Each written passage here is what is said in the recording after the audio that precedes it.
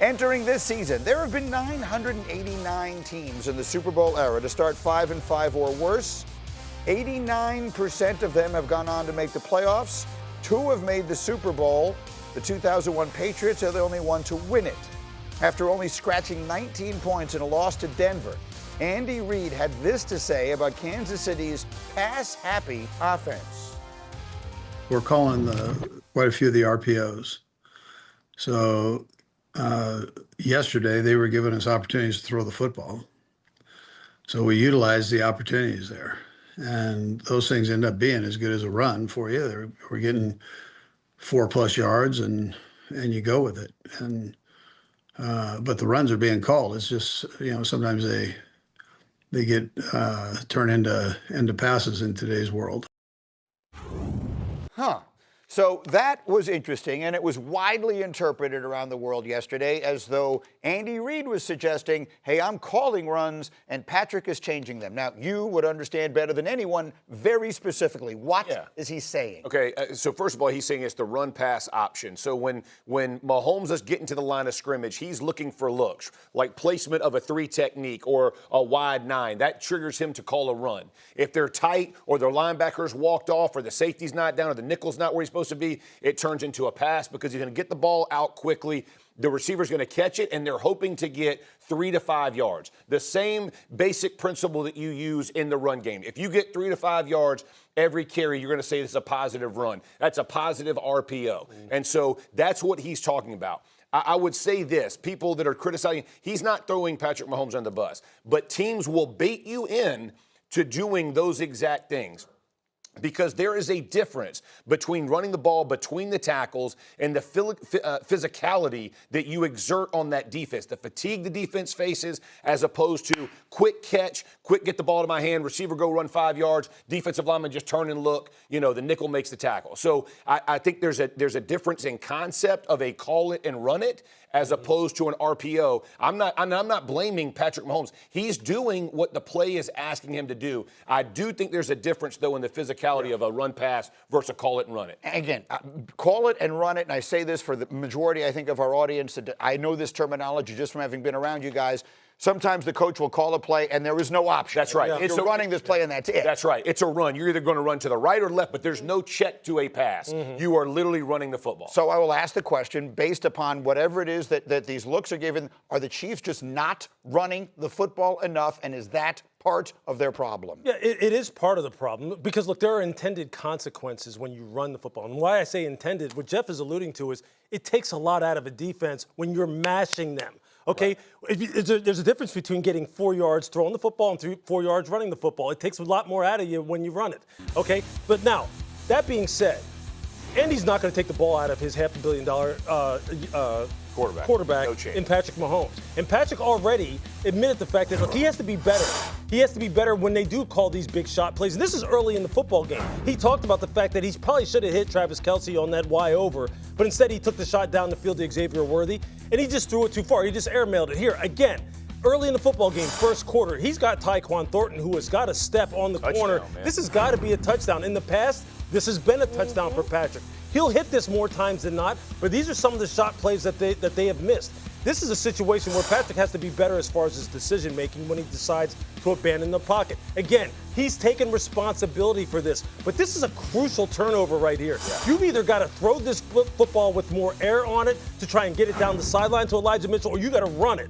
But see here, he turns the football over. These are the kind of things that lead me to believe, look, Patrick's not going to continue to miss those throws or make those bad decisions. That's right. That's why they're not out of it. They're not out of it by any means. They still had the lead at the end of this football game, and there was a 3rd and 14 that they give up to Bo Nix when he hits that pass to Cortland Sutton that extends that drive, and then they kick the field goal and walk off. Yeah. Kansas City's right there, but they have to make some of these plays. If you remember this, I liken this to a couple years ago when Mahomes, it hit the receiver in the end zone. I don't remember the guy that dropped it in the end zone, but he said, I got to do a better job of putting the ball on him where he can't miss it, right? Yep.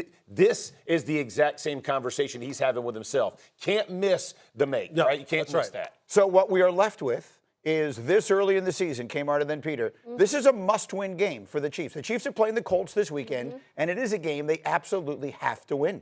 Every single game from here on out, the Chiefs is a must-win. I think that's the territory that they're in.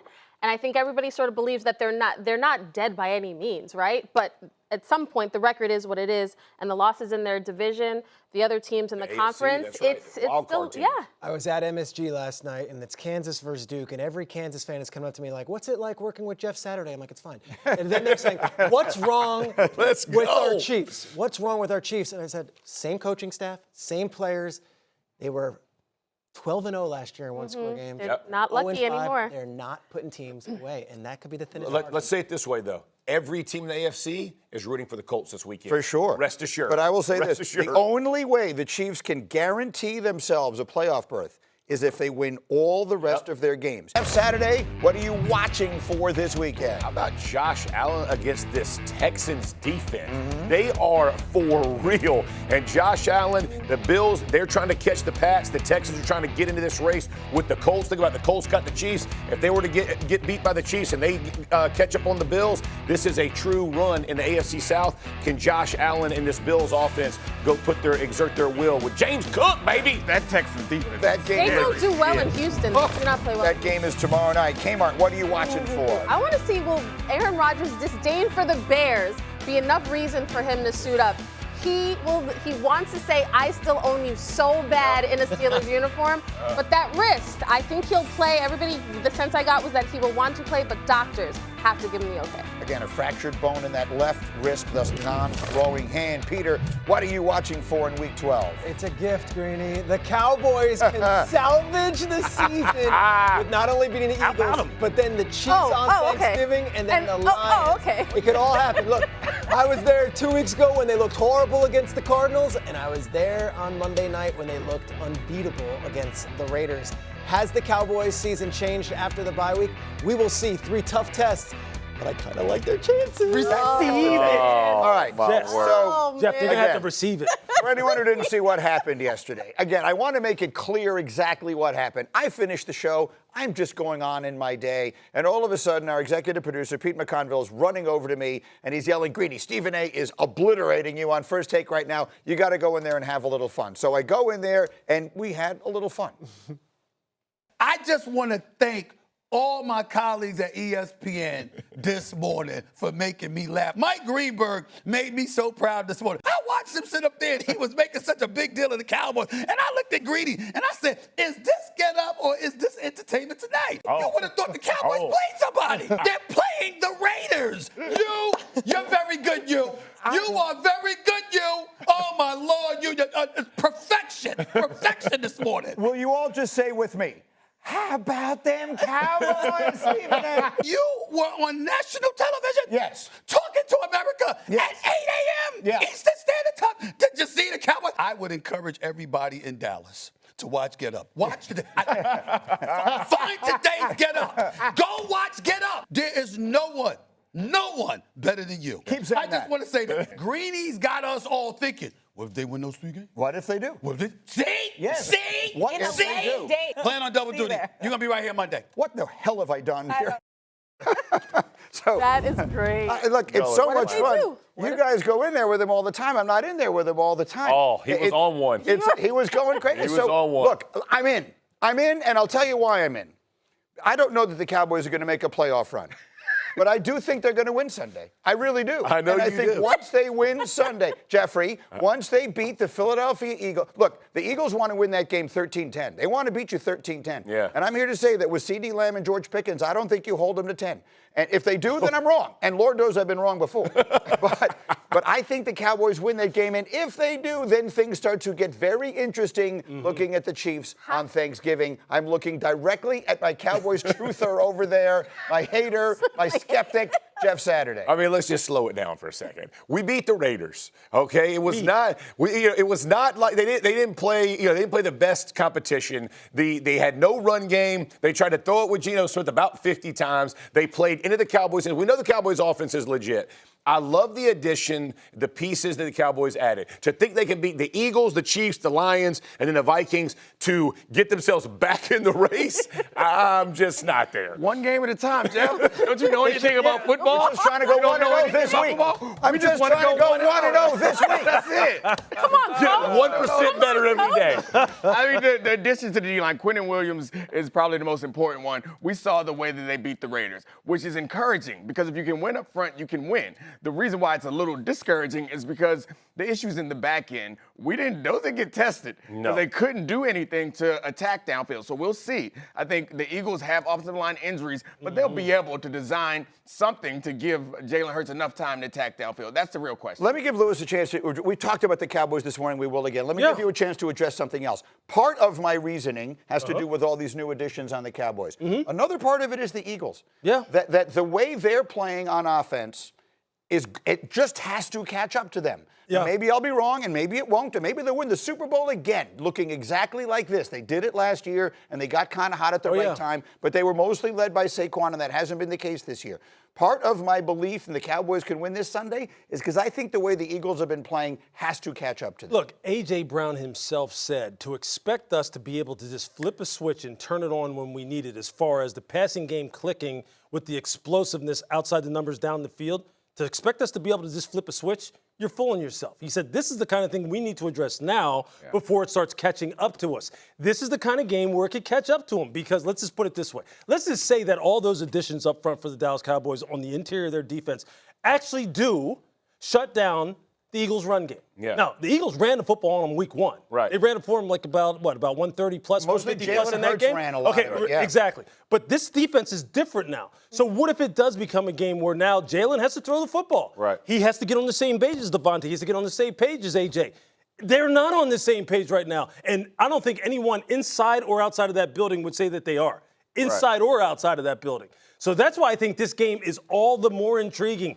Those additions up front for Dallas, they beat the Raiders down exactly like they should have. And it looks different now. It looks different. Let's see this week. But it looks different. This is the problem with Green. The Cowboys they suck you in. He sucked in. Pulled me back in. He's back. He's trying to get in Jerry's box. Because I am old enough to remember when the Cowboys had a historically bad defense, and we were looking at them like, what is this unit? 2 weeks ago? Against Yeah. Jacoby Brissett and Bam Knight. I remember that. I think Bam Knight just scored another touchdown. Okay. But now, again, to your point, the additions on defense, not just the new guys, but the guys coming back from injury, huge. But to say that beating the Raiders is the thing that will catapult them to potentially beating the Eagles, even if they beat the Eagles, that's a division game. I could see that happening. But again, what's the next step? Oh, you got to beat the Chiefs. What's the next step? Oh, you got to beat the Lions. Oh, and then you have to beat the Vikings. That's a gauntlet. That is a gauntlet, and I feel like I want to get to, I'm a columnist by trade. I'm a reporter, feature writer. I love a storyline. But I also like living in reality. So that's where. 1 week at a time. Tell him, Greeny. We're not trying to win 3. We're trying to just win 1. I was there Monday night, and to take it to a different direction here, they get off the bus. They're all wearing the Marshawn Kneeland shirts. I talked to Quentin Williams pregame, talked to Dak pregame. Something might have changed during the bye week when you go through a traumatic event like they did, where it seemed like they were all on the same page on Monday. In that locker room afterwards, and Shoddy's quotes both before the game and afterwards, and the way Dak handled it, perhaps there was a galvanizing moment, whether it be on the football field or off in the locker room, that they all looked at each other and said, enough with the outside noise, enough with everything else, let's focus on each other. And I'll tell you what, I like them against the Eagles this week also. Yeah, I do. The one unit that we haven't talked about is probably the best unit that's going to be out there is that Eagles defense. And that's the real question. Like, how good the Cowboys defense is against the Eagles offense, I'm less concerned about. Is this Cowboys' incredible offense going to be able to move the ball and score against this Eagles defense, which it feels like in the last few weeks, some good offenses have not been able to breathe. We spent so much time talking about the Cowboys defense, but it's the actual that is a great point, because that really is where the game's going to be decided. Up front, the Eagles' defensive front 7 right now has looked like it started to find its stride. Now, Jalen Phillips coming there is a huge, huge addition for them. That's a Clash of the Titans battle right there. Yeah. I will say this, though. Look, the way that Dallas is constructed offensively, inside and on the perimeter, They can match up with anybody. agreed. Anybody. So Agreed. but I'm telling you, the Achilles heel, we've said it on this show for years, has always been the interior of their defensive front, and it is not the same as it was in the past. That has to make a difference this week. The loss of Lane Johnson, Gonna as be you massive. pointed out earlier, that is huge. And if there is a weakness on the Eagles' defense, it's once you get deeper into their coverage players. And when you have two really good receivers, oftentimes teams go up against the Eagles and they're trying to get their better receiver matched up against one of the weaker corners, away from Quinyon Mitchell, away from Cooper DeJean. The Cowboys have the situation where we're not sure who's tougher to cover, CeeDee Lamb or George Pickens. Whoever it's a tough matchup issue. If they can protect, and Dak, you know how good Dak is. If they can protect, this might be the first team to be able to move the ball effectively and consistently against this new Eagles team. Whoever is opposite Quinyon Mitchell, hydrate. Hydrate. You're going to be running a lot. I'm telling you right now, if the Cowboys find a way to win this, I will get myself a pink suit. You need to and go I will back go on sit your in Shelly's stage. box. You would